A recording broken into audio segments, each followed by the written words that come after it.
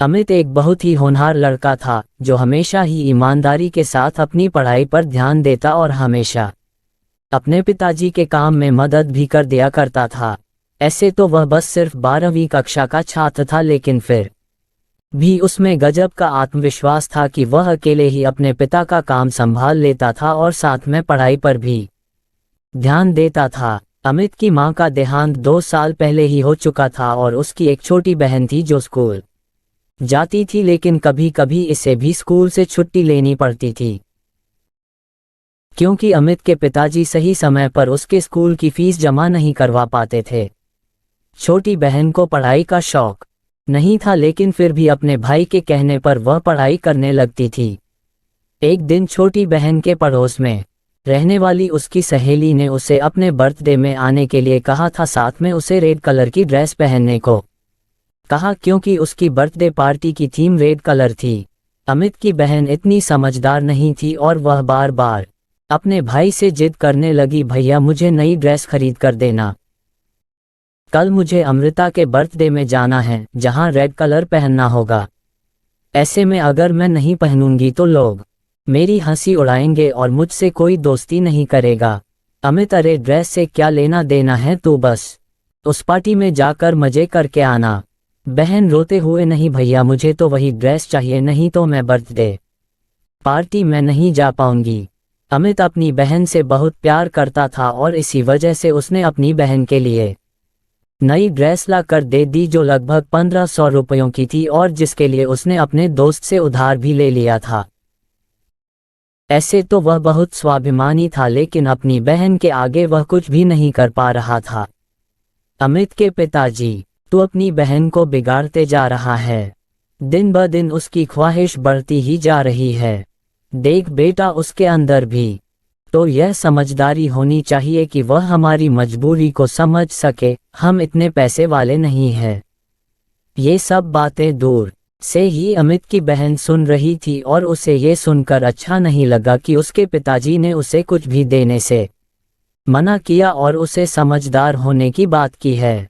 उसके हिसाब से तो वही सबसे समझदार लड़की थी। उसने अपने पिताजी और भाई की मजबूरी को भी सुनते हुए नज़रअंदाज कर दिया था, क्योंकि उसे तो अपनी मनमर्जी का हर वह सामान मिल जाता था जो वह चाहती थी। अमित दिन भर अपना काम करता और रात में पढ़ाई किया करता। वह अपनी पढ़ाई को छोड़ना नहीं चाहता था। यूं ही एक दिन वह पढ़ाई कर रहा होता है, अचानक उसके दोस्त राजीव का फोन आता है जो उससे कल होने वाली पार्टी में चलने के लिए कहता है। राजीव, अरे चल ना यार, वैसे भी तू रोज रोज काम करता है, कभी हम दोस्तों के लिए भी समय निकाल लिया कर। अमित, हाँ हाँ क्यों नहीं, मैं भी तुम लोगों के साथ चलना चाहता हूँ, लेकिन क्या करूँ, मजबूरी है। मेरे पास तो पहनने के लिए अच्छे कपड़े भी नहीं है और ना ही मैं अपने पिताजी को ऐसी कोई ख्वाहिश करना चाहता हूँ ताकि मेरे पिताजी परेशान हो जाए। राजीव के बहुत कहने पर भी अमित तैयार नहीं होता और वह हमेशा पढ़ाई पर ही ध्यान लगाना चाहता है। ये सब बात सोते हुए अमित की बहन सुन लेती है, जिसे थोड़ा थोड़ा अफसोस होने लगता है कि जो भाई उसके लिए सब कुछ करने को तैयार है, वह खुद के लिए कभी कुछ कर ही नहीं पाता है। ऐसे में अचानक ही अमित के पिताजी को किसी दूसरे शहर जाना पड़ा, जहां पर कुछ जरूरी काम आ पड़ा था। अमित की बहन, भाई मेरी सहेली बता रही थी कि शहर के मॉल में एक बहुत अच्छी प्रदर्शनी लगी है जहां पर बहुत तरह तरह के डिजाइनर कपड़े मिल रहे हैं, वह भी सस्ते दामों में। मुझे भी वहां से कोई अच्छी सी ड्रेस लेकर दे दो ना, जिसे मैं अपने बर्थडे में पहन सकूं और मेरी सहेलियों को नीचा दिखा सकूं। अमित, तुम ये गलत सोच रही हो, हमें कभी किसी को नीचा नहीं दिखाना चाहिए, बल्कि अपने कर्मों पर भरोसा रखना चाहिए। बहन, भैया आप ही मुझे दिला सकते हैं, नहीं तो पिताजी तो हमें लेने ही ना दें। दिन भर अपनी मजबूरी बताते रहते हैं और कभी मेरा ध्यान भी नहीं रखते हैं।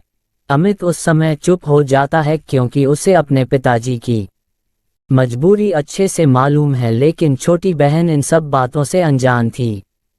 तभी अमित को ख्याल आता है कि उस प्रदर्शनी में जाने के लिए महंगे पास की जरूरत पड़ती है जो उसके पास नहीं है।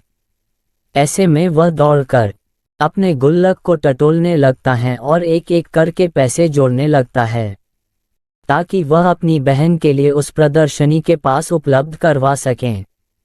ये सब देखकर अमित की बहन का कलेजा फट पड़ता है और उसे जोर से रोना आ जाता है। उसे रोता हुआ देखकर अमित दौड़कर बहन के पास जाता है। क्या हुआ? तुम इस तरह से क्यों रो रही हो? बहन रोते हुए, आज तक आपने हमेशा मेरी खुशियों का ख्याल रखा, हर वह चीज़ मुझे दिलाई जो मैं मांगती रही, लेकिन कभी भी मैंने आपसे यह नहीं पूछा कि आखिर आप इन पैसों का इंतजाम कहाँ से करते हैं।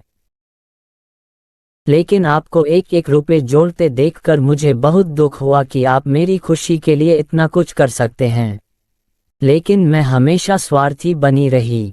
अमित, अरे इतना सोचने की जरूरत नहीं है, आखिर मैं तेरा बड़ा भाई हूँ।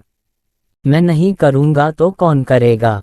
बस उसी वक्त अमित की बहन दौड़कर अपने बैग से एक चीज़ निकाल कर लाती है और अमित की आंखों में हाथ रखकर कहती, मैं आपके लिए कुछ लेकर आई हूँ। इस बात से अमित चौंक जाता है और जैसे ही वह अपनी आंखों से बहन का हाथ हटाता है तो देखता है उसकी बहन उसके लिए एक सुंदर सी शर्ट लेकर आई है। अमित आश्चर्य से, ये तो बड़ी महंगी लगती है, पर तुम कहाँ से लेकर आई?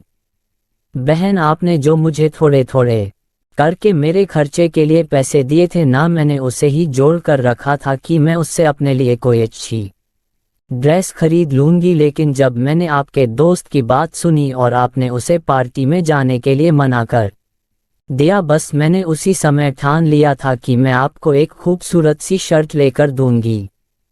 उम्मीद करती हूँ आपको ये शर्ट पसंद आएगी। अमित खुश होते हुए, अरे ये तो बहुत ही अच्छी है, मैं तो सोच भी नहीं सकता कि मेरे लिए कोई इतना भी कर सकता है। बहन भावुक होते हुए, ये तो मेरी तरफ से एक छोटा सा तोहफा है, लेकिन आज तक आपने जो मुझे प्यार और सम्मान दिया है उसकी तो कोई भी तुलना नहीं की जा सकती। अब मैं हमेशा आपका और पिताजी का हाथ बटाऊंगी और कभी भी फिजूल खर्च नहीं करूंगी। वह बात सही है, जितनी चादर होती है हमें पैर भी उतना ही फैलाना चाहिए। बहन की समझदारी वाली बातों को सुनकर अमित की आंखों में भी आंसू आ जाते हैं और तभी पिताजी वहां खड़े होकर उन दोनों को देखने लगते हैं। अब पिताजी की आंखों में भी अमित के साथ साथ बहन के लिए भी गर्व के भाव आ जाते हैं और वे दोनों बच्चों को गले से लगा लेते हैं। खुशियां हमेशा छोटी छोटी घटनाओं, छोटे छोटे मोमेंट्स में छुपे हुए होते हैं। कभी भी लाइफ में किसी के लिए कुछ बड़ा प्लान करने के बजाय किसी के लिए एक छोटा सा प्रयास भी बहुत मायने रखता है। किसी के लिए एक बड़ा महंगा उपहार खरीदने के बजाय किसी के साथ 2 पल बैठकर उससे बात कर लेना भी एक बहुत बढ़िया उपहार होता है। लाइफ में कभी कभी ऐसा भी होता है कि किसी को हमारा महंगे लाखों के गिफ्ट्स में कोई रुचि नहीं होती है, उनके साथ सब एक शाम गुजार ले, वो भी बहुत होता है। लेकिन बदलते दुनिया और इस जीवन की आपाधापी में हम इतने मशगूल होते हैं कि किसी को अपना समय भी नहीं दे पाते हैं। जहां तक मेरा मानना है कि किसी के लिए किसी का सबसे बड़ा उपहार किसी को वक्त देना होता है कि कोई भी किसी को जब अपना वक्त देता है तो वह उसको सिर्फ अपना वक्त नहीं दे रहा होता है, वह अपने जीवन का एक हिस्सा, या ऐसे कहे तो वह अपना जीवन दे रहा होता है। जीवन में सबसे जरूरी 4 लोगों के साथ अपना समय बिताना और उनके सुख दुख में शामिल होना, यही तो जीवन है। इससे इत्र और कहीं जीवन थोड़े है। बस काफ़ी लोग इसी खूबसूरत और अनमोल रिश्ते को सहेज नहीं पाते हैं। ये हमारे लिए किसी कीमती रिश्ते किसी महंगे गिफ्ट से कम नहीं होते।